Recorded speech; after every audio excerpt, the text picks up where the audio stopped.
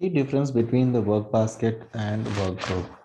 So in general, we need to know about the mapping between the work basket and a work group. I hope you are almost clear with what is work group and what is work basket, but just giving in a brief, work group is just a team name. So group of users, group of operators.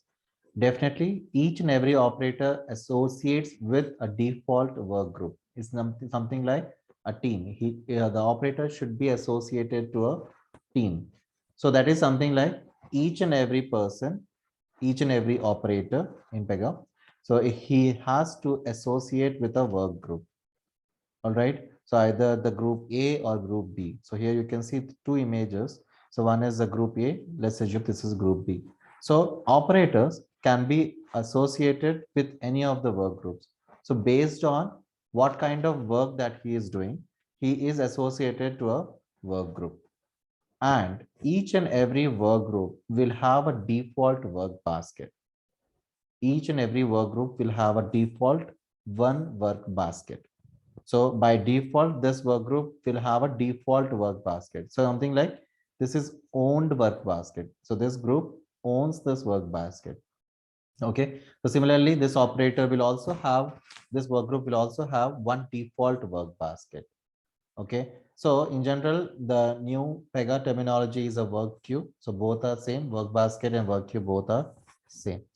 Now this work queue, let's assume this is a work queue. So while we create a new work queue, it should also be associated to a default work group. Okay. So by default, if you are creating either a work group or a work queue, in that scenario, you need to associate a work basket in a work group and you need to specify a work group in a work basket. Okay. So there should be a default work basket in a work group, and there should be a default work group in a work basket. That is one-to-one mapping between a default work basket to a default work group. Okay. And now coming to the operator can have n number of work baskets. So operator, irrespective of whatever the work group he is associated with, remember he can have multiple work baskets. So he can work on any assignment that is placed inside this work queue. So whatever the assignments that are placed in this work queues, he can take any assignment from any of the work baskets. So he is completely authorized to work on the assignments that are there, that are placed inside the work queues that are associated to him. So let's go and see whatever the configurations that we can make it up. All right. So here you can see by default, this operator ID will have a default work group, although you have the option to add multiple work groups, but at a time it will take only the default work group which is selected.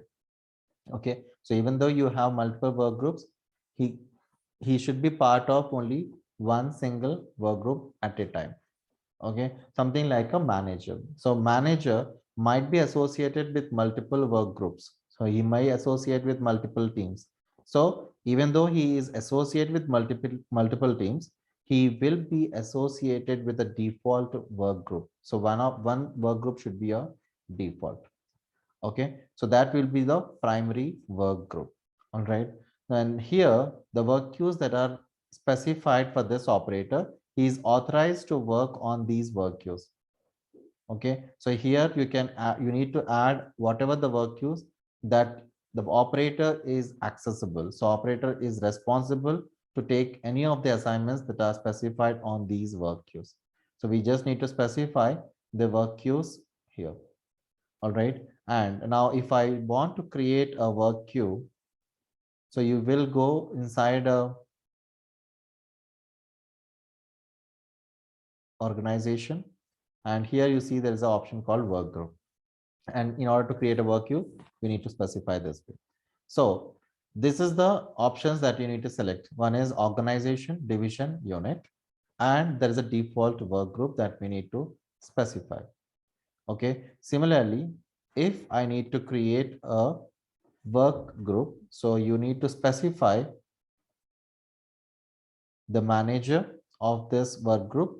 Okay, so there should be a manager of the team, right? So that person will be that person operator ID should be specified, and there should be a default work queue that you need to specify.